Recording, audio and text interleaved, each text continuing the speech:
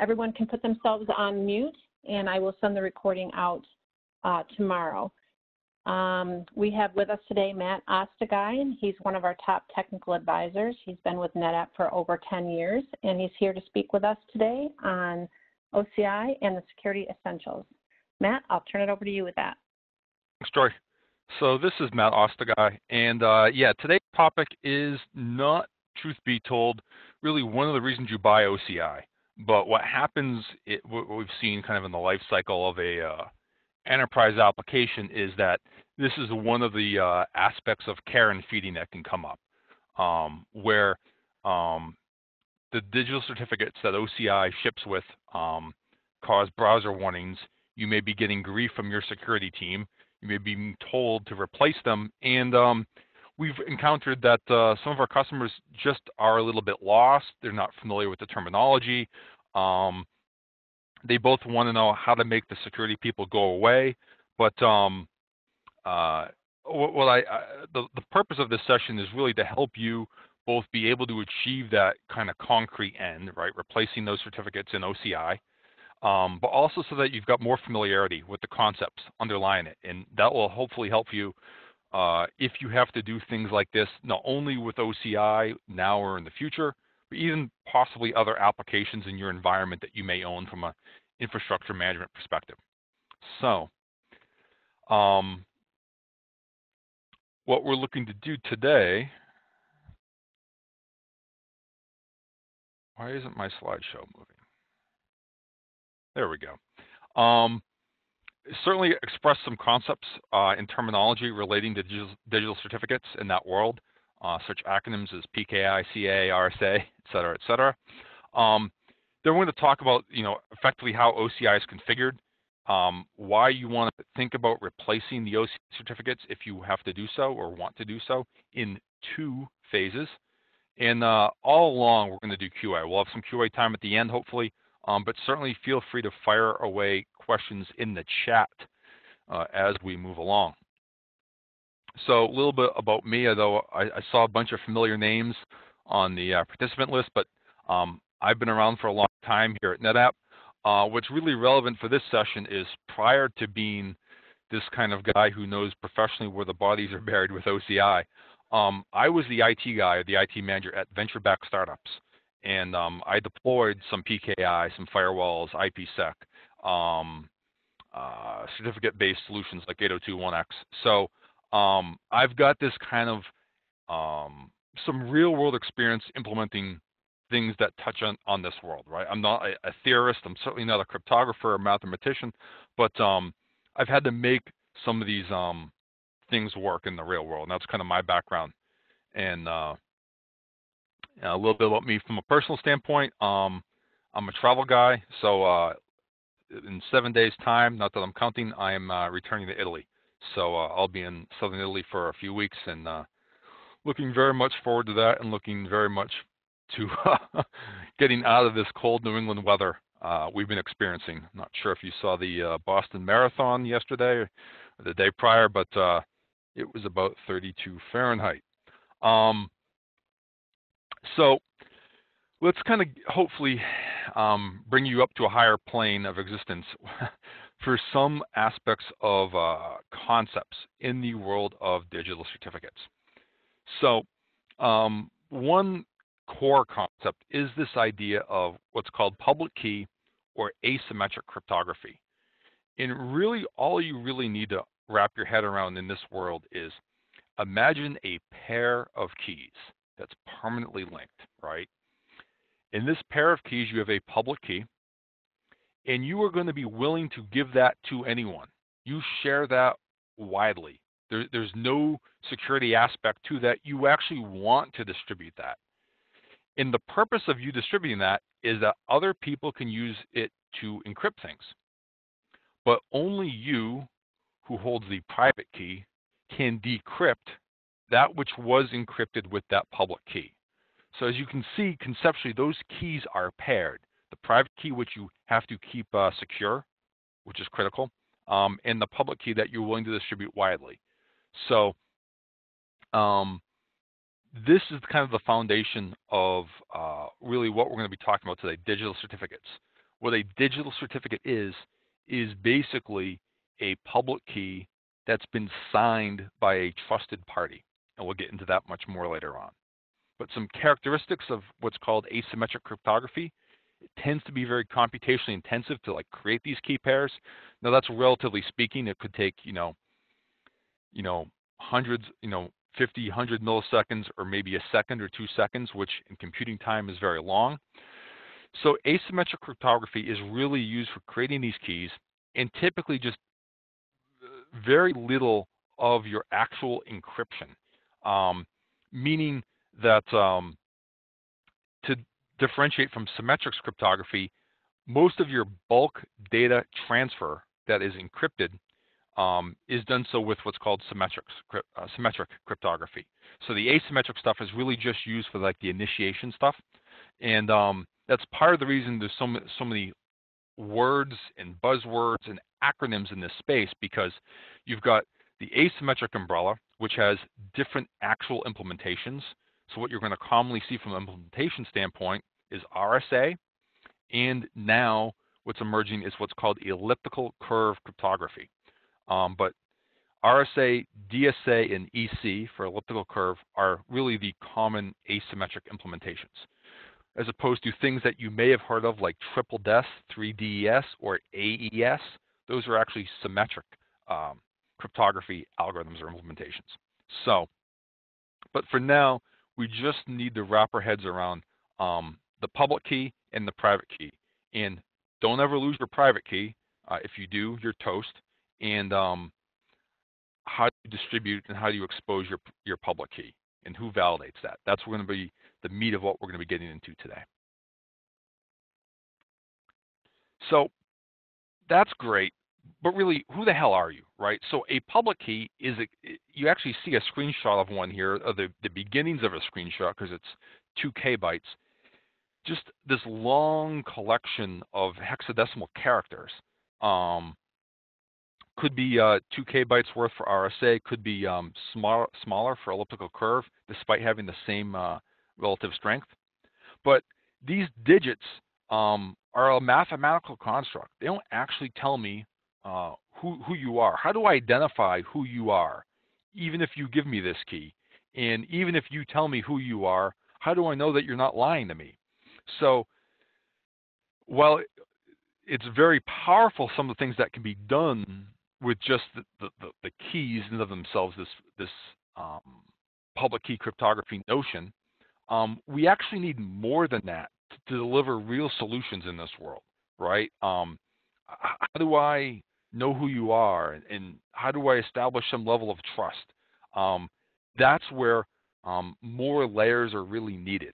So even if the public key had more than just a key in it and had some metadata or labeling around it, that really isn't going to be sufficient on its own. So this brings us to the next layer, which was really, some of the attempts to establish more trust so that we can have systems making better decisions as to who they should talk to and how they should be speaking to them. So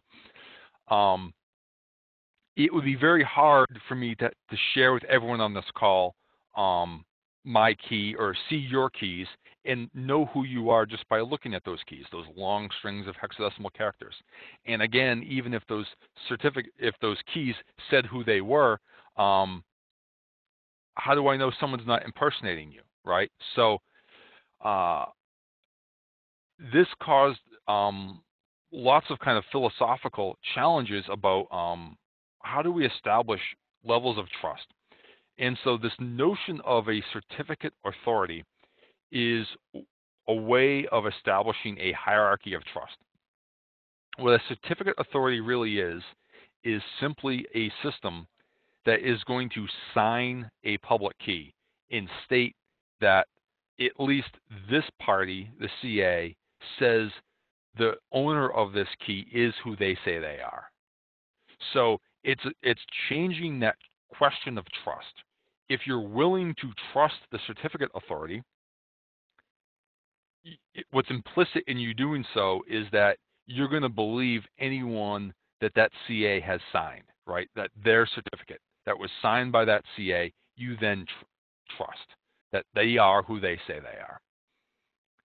So does that make sense to everyone, or are there any questions so far? Looking in the chat, it looks like we are okay.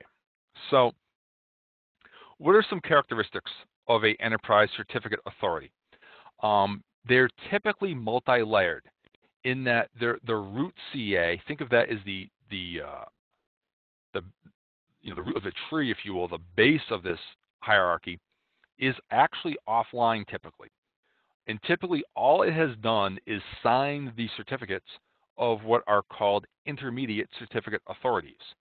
And those are going to actually be online, and those are going to actually sign the certificates in your organization.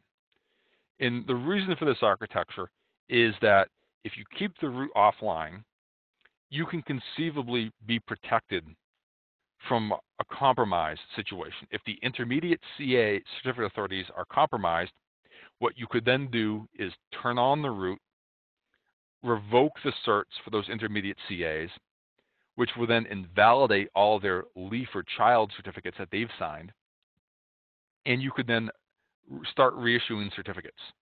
This is the theory. This would be, of course, very, very tedious in the real world, but this is typically why you see these hierarchical CAs.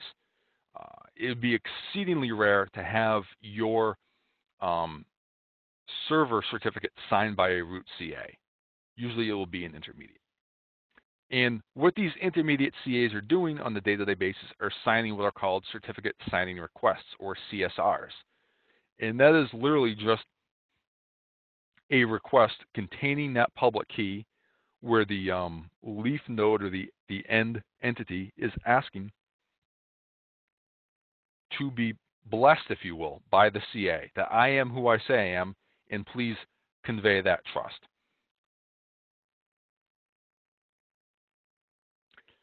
So what's the actual flow in most of these applications? What's typically going to happen is you need to generate a certificate signing request that only comes after you've generated a public and private key pair.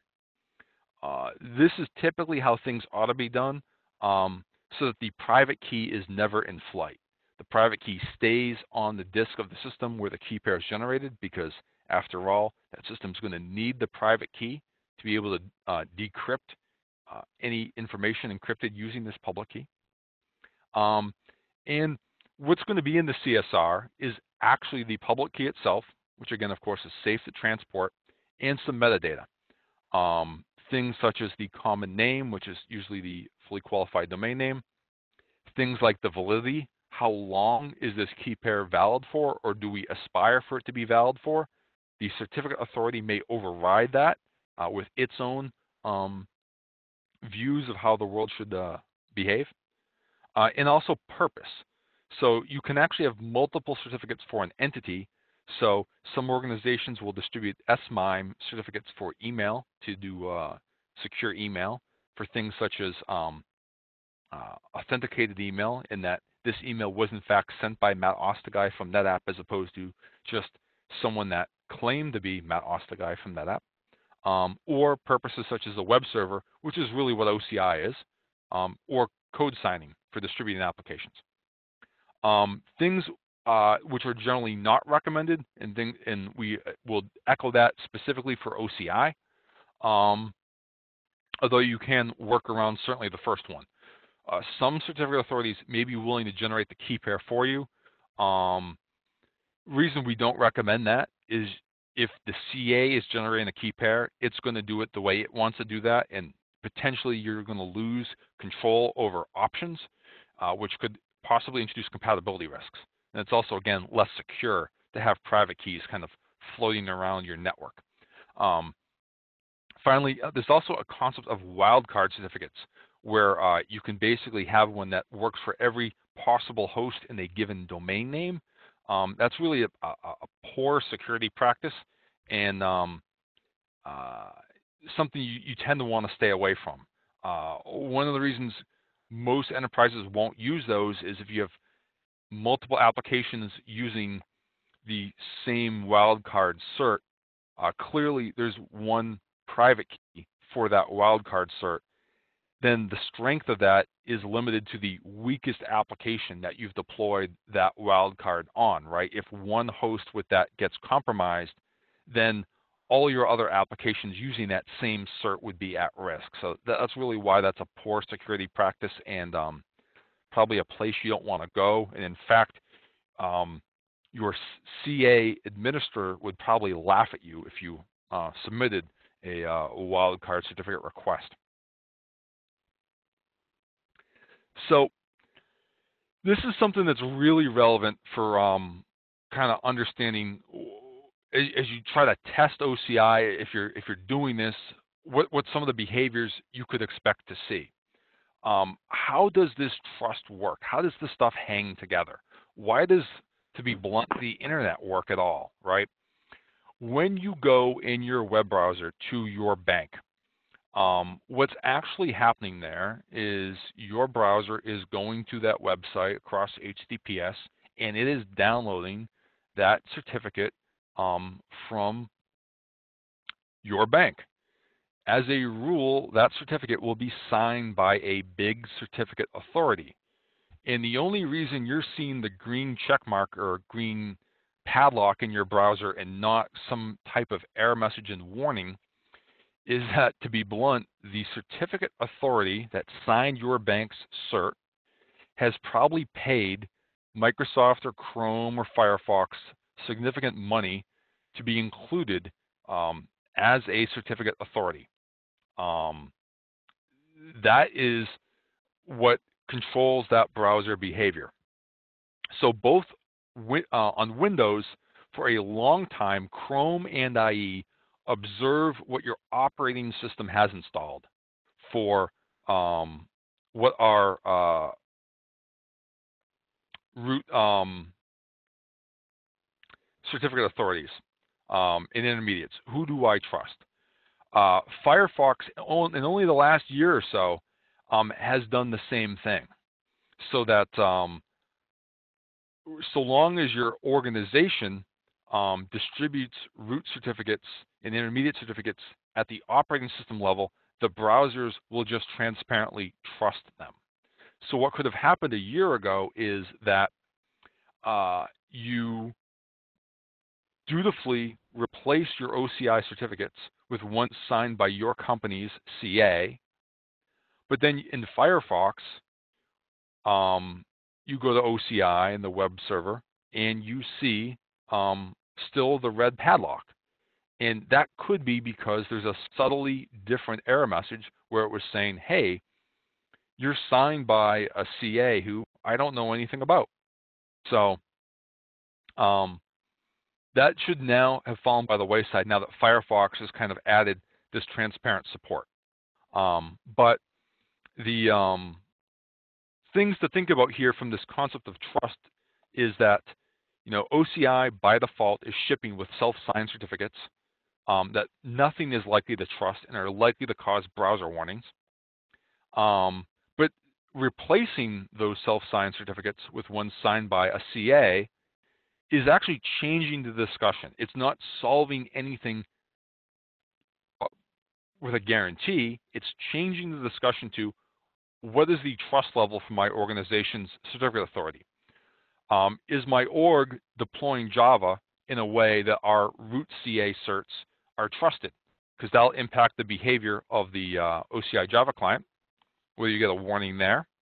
And likewise for web browsers.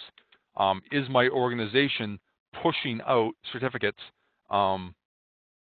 into the operating system in a way that when I next launch a web browser, it will trust the certificate of my OCI server.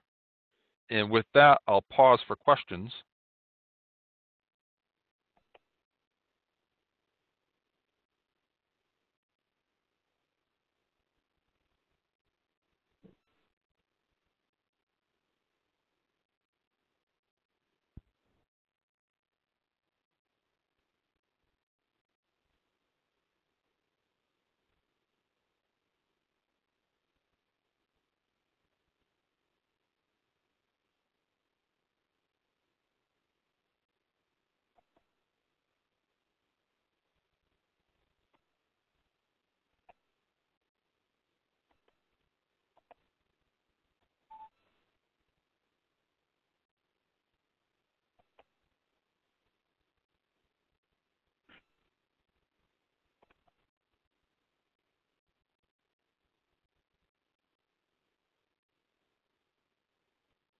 Hey, Matt, I'm not sure if you can hear me or not, but I think we lost your audio.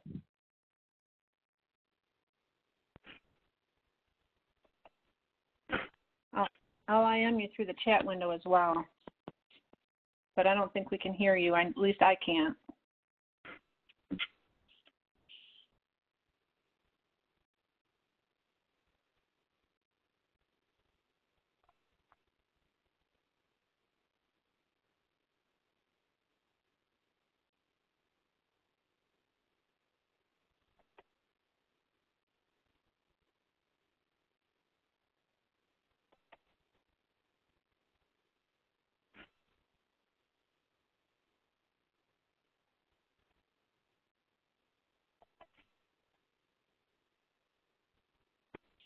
Hey, Matt,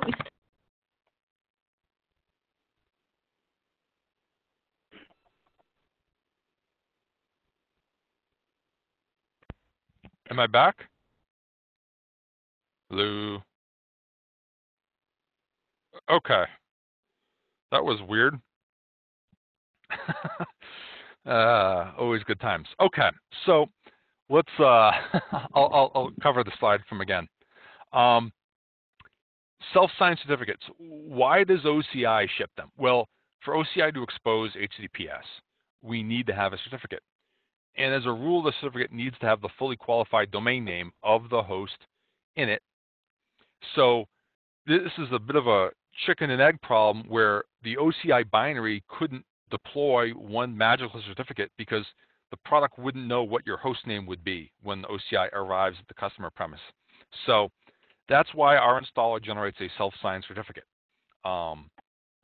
These tend to cause browser warnings. You know, organization security teams don't want customers to have to click through security warnings, but so there's a bit of a challenge here that we have to kind of live with and work through, and this is why NetApp does support replacing the self-signed certs with ones signed by ACA. And just another conceptual thing that kind of worth getting your arms around is that root certificates are actually self-signed. The reason for that is this chain of trust needs to start somewhere. So what organizations are effectively doing is we're all making actual decisions of trust all the time. Whenever we install a web browser and it has a list of certificates, of root certificates in it, we're just trusting the vendor of that web browser. So something to keep in mind as you're looking at certificates, you'll actually notice if you ever look at one that roots are self-signed. Okay, so let's start to get our arms around OCI and real implementations you can actually play with in your own environment. So looking at OCI 7.3x, what are we looking at here? Everyone likes to see kind of ASCII text screenshots, really fires up the marketing crowd. We are looking inside the Java Keystore that has, we have a couple actually, that has our keys and certs in them. So what are we actually seeing here? One is the alias name of the certificate that OCI is going to be using is literally SSL certificate. That's the name of it. The type of entry it is a private key entry. This is kind of Java speak for this is a key pair where I have both the public key and the private key, as opposed to just a certificate I'm trusting. So this is really critical to, if you ever are trying to manipulate this and you see that your SSL certificate is no longer a private key entry type, that means you have probably done something that somehow nuked your private key and you are in a bad spot. Now you will be making backups of these files as you go along because these are tiny files and backups are good and you can afford the 7 KB. So, and then the other aspect here is this is an example of what a self-signed key or cert looks like, where the owner and issuer strings are identical in this kind of common name syntax here. And also the OCI self-signed certs are good for 100 years by default. So, whoa, how do I actually see that if I want to play along at home? Modern OCI versions have 2 Java key stores. It's a little bit arcane for why this is. I'm not in love with this, but we've got a server key store and a server trust store, true store. Those files are the same on 7.3 and 7.2. The paths are different, as OCI 7.3x uses a newer Java application server, but the Java key stores are actually effectively the same, just the pathing is slightly different. These key stores default to being identical, but they can diverge over time. Again, I don't love this. So the trust store, the true store, is where things that the server, the SandScreen server service wants to trust needs to live. So if you are enabling LDAP-S for authentication, you may find that you've got some LDAP server certs added to the trust store. So that is why they can diverge over time. All of our key stores, their password is the string change it. So that's how you can view what is in those files, as well as manipulating them. So at this point, we're going to talk about the first phase as to what you'd actually do if you want to replace your certs with OCI. Why would we do this in phases? I can't tell you what your CA's behaviors are going to be like. Some CAs will sign certs in real time, some will not. Some environments have a 1, 2, 3 day turnaround period, right? So we want to keep OCI working while we do all this. So everything we're going to do, we're going to take great care to not break OCI. We're going to try to do things in a way that we can move things around to minimize our outage windows. And you may find you may have to do this multiple times. In terms of more things about your CA, I don't know. You may have really arcane requirements. One of the big telecom companies in the US, they required the object unit field to have very specific fields populated in specific ways. We only learn that after submitting the certificate signing request and getting our hand slapped, right? So we had to then go back, recreate the key pair, recreate the certificate signing request to comply with that policy. Things we're going to do, we're going to work on the server true store file, make a backup. Again, it's tiny. And we are going to be doing our things with aliases. All those certificates in the key store have an alias. We're going to use a swing alias, so we're going to do all of our work on that, and then we're going to just rename the aliases when we think we're ready to do our cutover. And that's going to help us minimize any outage windows. Long story short, OCI 7.3x is specifically looking to use SSL certificate when its services start to expose HTTPS. So if you break that one and then restart OCI, it will be in a very unhappy state, because in modern versions of OCI, there's extensive inter-process communication that occurs across HTTPS. So if HTTPS is broken, OCI is very, very sad. So first thing we're going to do is generate that key pair. I know, more ASCII art, really exciting. But you'll see here, I am specifying the FQDN of my lab host as my alias. That's going to be how my key pair is named in my key store. I'm going to generate a key pair. I am specifying the RSA algorithm with moderate strength, 2 KB, 2048. I'm asking for it to have a 5-year validity. I strongly recommend that. Otherwise, Java defaults to 90 days.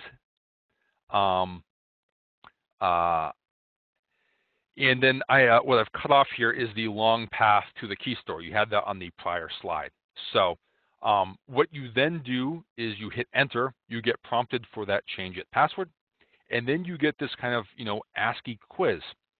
The key thing here is for your first and last name is actually where you want to put the FQDN. Very non-intuitive. Again, that was not a committee I was on, but you see how if you answer these questions this way, you'll then get shown what your common name is, and you always want your common name to be your FQDN. And then you'll just hit enter at the end when prompted for these passwords, because you don't want to put a specific password on this specific key. You want to just only have the password on the Keystore. Question came in the chat, do you want to back up the only the true store or both? I would recommend both. Again, these are tiny files, so like 5 to 7 KB. So I would have a bias for making multiple copies. And other things, I am recommending that you stick with RSA for now. I'm not sure if using elliptical curve cryptography could have any issues. The reason I've got some possible concerns is I'm a bit of a skeptic when it comes to our data warehouse, specifically IBM Cognos. I don't know if it would possibly have any incompatibility issues. So I would stick with RSA for now in terms of generating the key pair. So you now have a key pair. That's great. You've got a private key and a public key in that key store living there. Now we need to generate a certificate signing request. This is relatively easy. You just really need to specify the alias correctly and the key store in which these live and the output file. So here we're saying generate a certificate request for this host name or this alias here. And the output file, I had it go to the root of the C drive.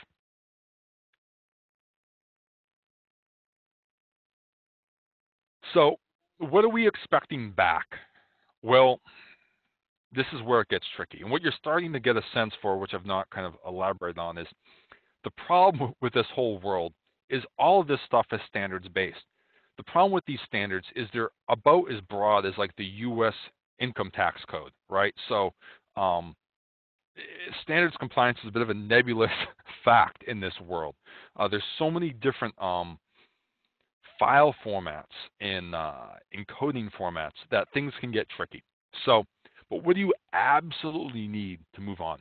You need the signed certificate coming back from the CA, and you need the cert chain. You'll want to install that cert chain as well as the signed cert into your Keystore. The cert chain is the collection of CA certs in your organization.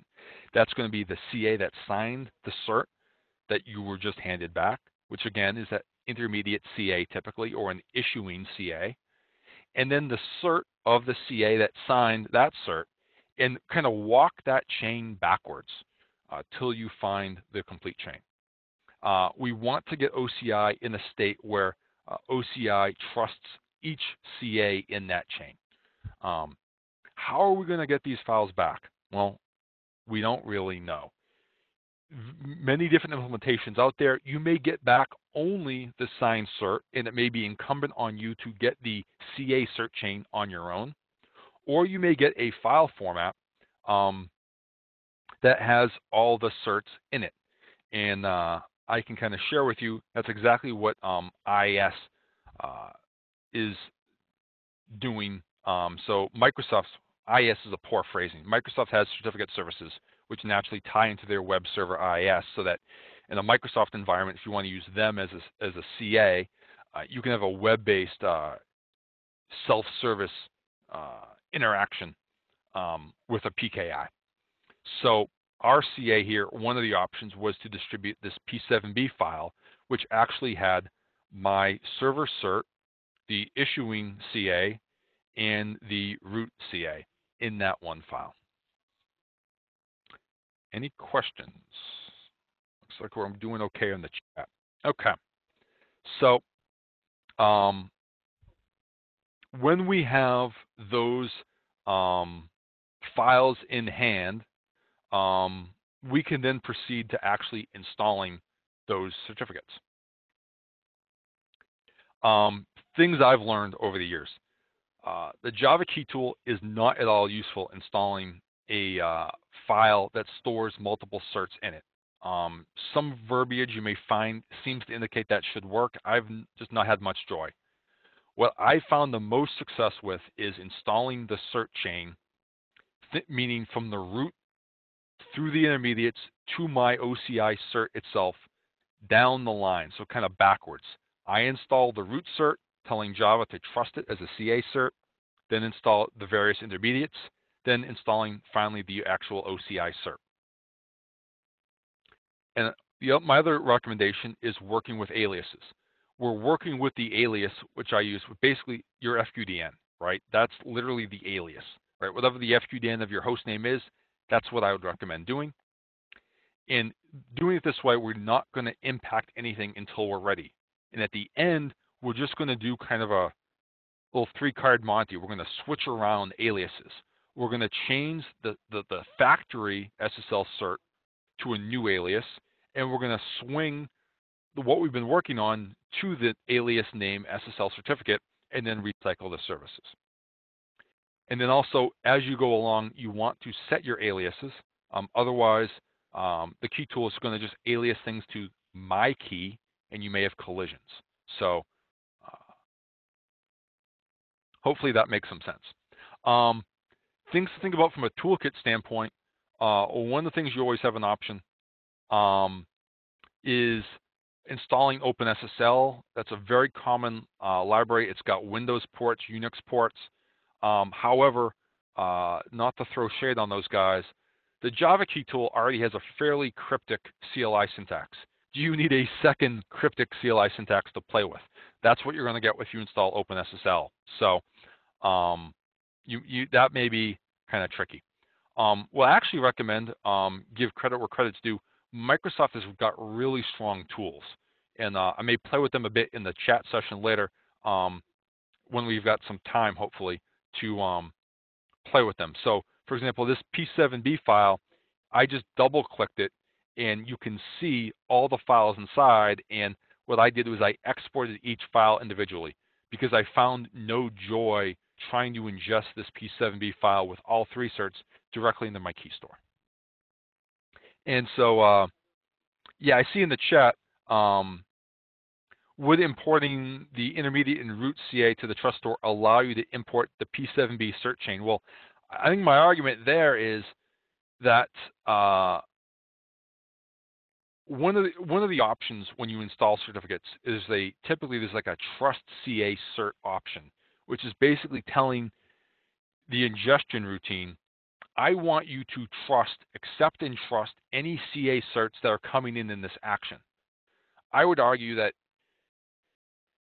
if I'm importing the P7B, which has CA certs, it should be able to handle that and do that for me. And my experience has been that it's not been able to. So I haven't had success ingesting all 3 at once. So in this case here, I've got 2 CA certs effectively in one server authentication cert, and finding no joy. So yeah, I've so yeah, Troy on the chat is mentioning that he thinks he was able to install the P7B after having done the 2 root CAs independently, but at that point you've already gone 2/3 of the way to ingesting all 3 certs on their own. So I just chose to export each one manually. So from a green light, red light standpoint, are you ready to actually do your cutover? Do you have your server cert, right? Do you have your CA cert chain? You may be able to pull them out of your operating system. So let me take a quick divergent here, and let's see how much trouble we can cause. I think on my laptop, I can, so I've just run the MMC, the Microsoft Management Console, and if I come in here and add certificates, I think I should be able to find in here somewhere my NetApp certificate. I should have done this beforehand. But the point is, there we are. So my laptop here has those NetApp certs installed in it, so that I trust anything signed by NetApp. I can come in here and export these guys. So this is one of the things you could do if your particular CA doesn't give you that cert chain. You can try to find it on your own. A little bit dicey, but it's something we can do. And really where this would make sense to do this, and I would just choose DER here, is imagine you have a cert, your OCI cert, and you're looking at it, and you click on it, and you see it was issued to whoever, and it was issued by, you could actually kind of walk the chain on your own, right? So I see that this issuing CA is just issued by the root.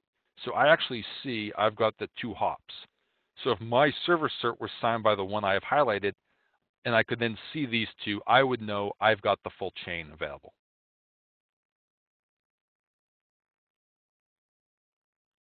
And what you'll find in Microsoft environments using group policy is that typically these certs are going to be pushed out via group policy. If they're not baked into your standard images, they're just distributed via group policy. So, and possibly your organization may have tools for other operating systems for those types of distributions. So importation, this is, I know it's a wall of text here, but this is me importing the root cert. Again, I defined a clean alias, and I'm telling my trust store to trust this CA cert, trust it as a CA, then the issuing, and then finally my actual server certificate itself.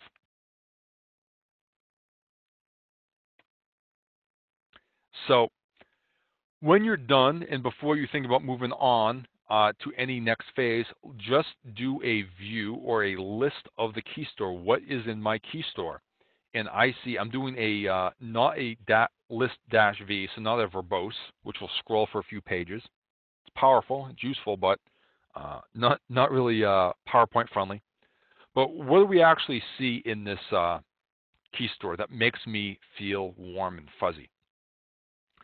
My FQDN alias has a private key entry that tells me that's a good sign that I've got the private key, and I've got my original factory SSL certificate. Again, it's got its private key, and then I've got 2 trusted cert entries. This looks pretty good.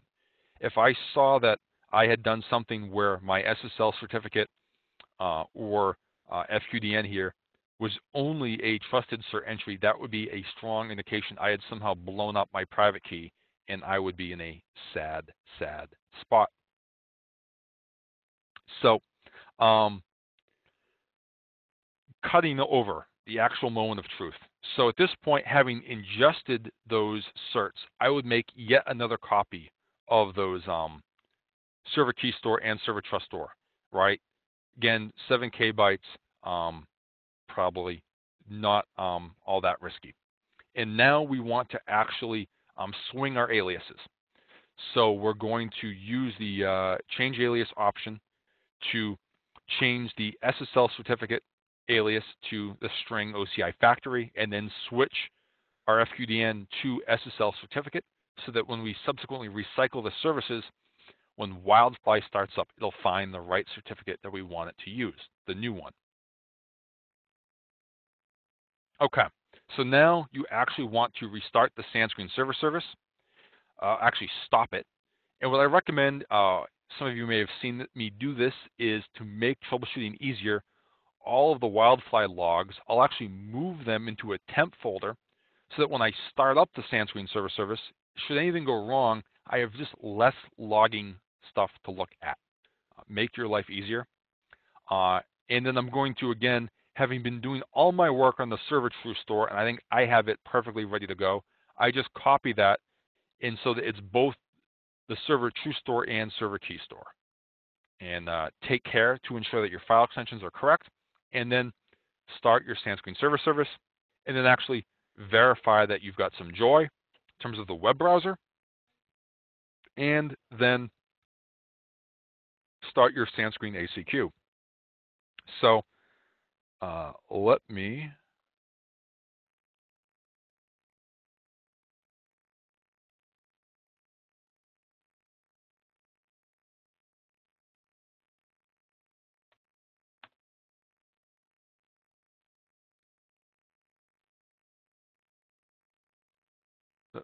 get my web browser. I'll show you what we hope to see.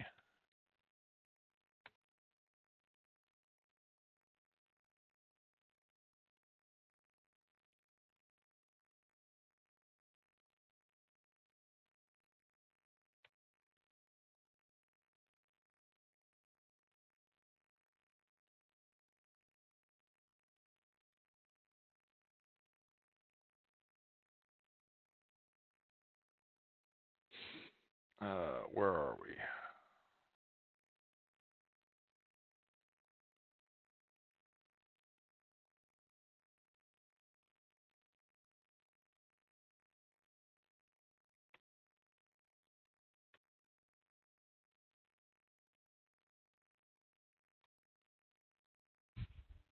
So here we are. And now when I go to OCI, I see the green padlock. And if I click on it, what you'll find, web browsers tend to move this around every 6 months just to torture IT professionals for some reason. But you can drill down in any web browser to looking at the characteristics of the certificate. And before we even view the actual certificate, we now see that this OCI instance has a cert that was verified not by our FQDN, but by actually a issuing CA that happens to be NetApp Corp. And if I click on more information, I'm a Firefox guy. You've got this option here, and we can actually view the actual certificate itself and see that this is something I got stood up a day or two ago. My CA actually observed my request to have a 5-year lifespan, but this is kind of the first cut of validating that things work. Looking for that green padlock, but again, that only goes so far as if you know that your web browser trusts your CA.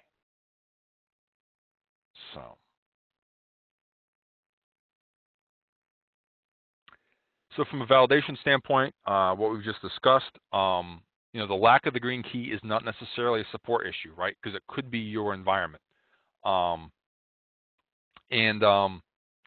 Then once you're happy with your web server, then start up your SandScreen ACQ service and just make sure that everything is collecting cleanly there. It should be fine, but I've just got some notes here about acquisition. The data collection service and the Java client actually have their own key stores that you can safely delete. You shouldn't need to for this exercise, but it also won't hurt anything if you do encounter anything. So just some takeaways you can try before getting a support case open, potentially.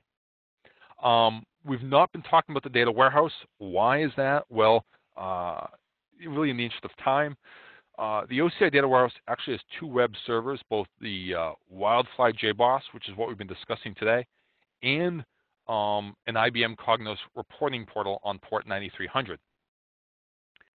We've recently pushed out this new KB that explains how you can use the same cert and private key for both web servers, which actually will probably make lives much easier.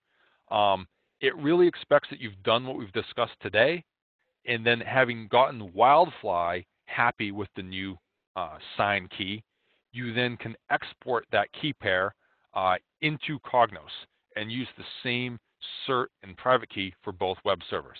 So pretty cool stuff. And again, that's the KB, and this link in these slides will be available later. And then some final thoughts, things to think about from a lifecycle standpoint. Operational OCI servers, you can do what's called an in-place upgrade, where you literally double-click the MSI to install the new version. Those should persist your Keystore files so that you don't lose those certs as part of those upgrades. But still, I would recommend, having some backups regardless, just to be safe. Because if for whatever reason you do lose those files, you can just swap them in and recycle your services, and you should be in business. So, and then on the data warehouse standpoint, we have a little bit more work to do in that front. With that new KB, it's a little bit different thinking about how we ought to be handling certs for the data warehouse, and we're gonna have to give that a little bit more thought for polishing up our best practices on that front. So I think we've got some work to do on that front. So with that, I see I have been speaking for an awful lot, but I've got time for more questions. Or is there anything that you'd would like me to show you? If I could on the lab system, not that we've got a ton of time, but any other questions or comments out there?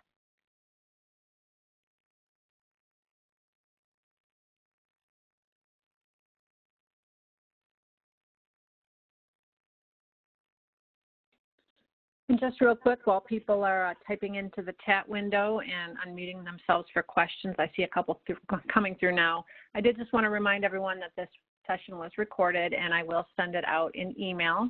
And Matt, I'll pass it back to you to answer those couple questions coming in. Yeah, so in terms of, main benefit, why would you do this? If you can live with the cert warning,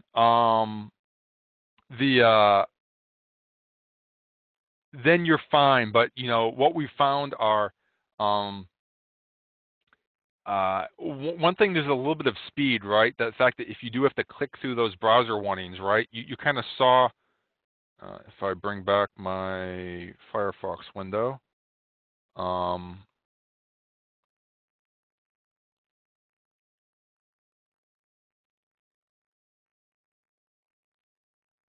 where's my Firefox window?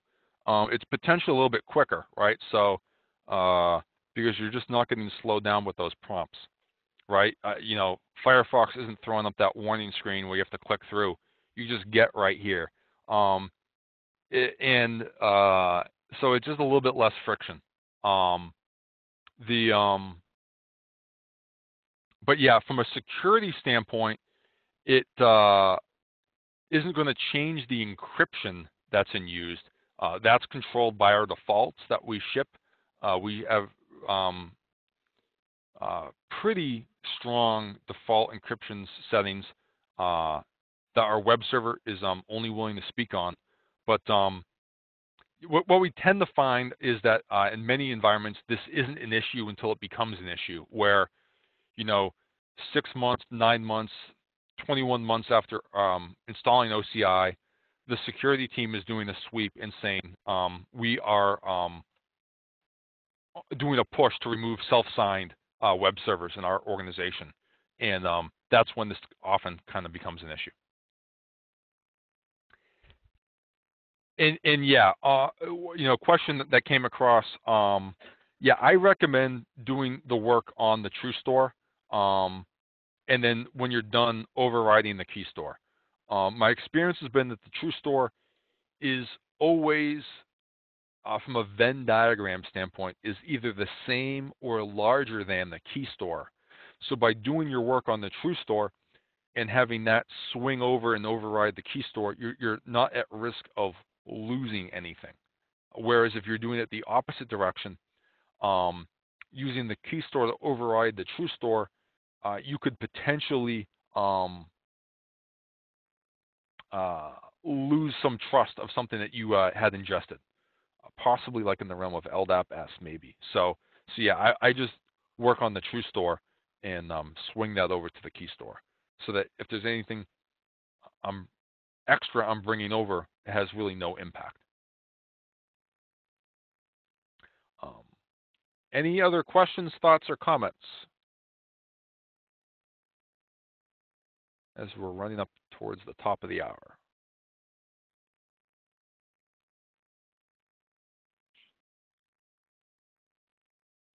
And I'd just like to take this opportunity to thank everyone. I know everyone is busy, and so to take the time out of your day to come and join us on this, I really appreciate it. And Matt, you've done a wonderful job.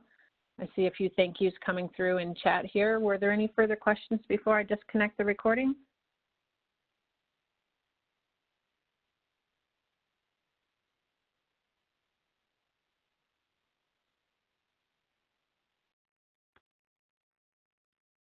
Very good.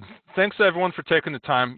I know, this isn't the most sexy part, but this does come up in more and more environments. We've seen where people want to make those browser warnings go away, and hopefully you'll learn some stuff to help you both with OCI and possibly some concepts that will, if you have to do this for any other applications in your environment, if you're getting grief for. So have a great day, everyone. Thanks.